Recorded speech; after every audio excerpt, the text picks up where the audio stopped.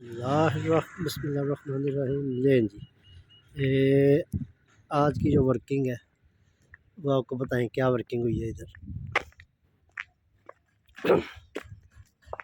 ये हो गया जी, ये आ गया अल्हम्दुलिल्लाह रब्बिल आलमीन। ये मेन दरवाज़ा ठीक है, इसके साथ ये मेन दरवाज़ा है। ये बंदे ये सीढ़ियाँ, ये हमारा अंदर का वो पाउडर बाथ है। ये दरवाज़े लग गए हैं, कुछ पे तो लॉक भी लग गए हैं। मैं आपको लॉक भी दिखाता हूँ। ये देखें, ये लॉक लग गए हैं।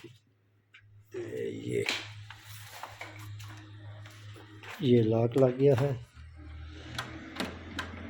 ठीक है जी। अंदर बाकी आपने देखा ही है।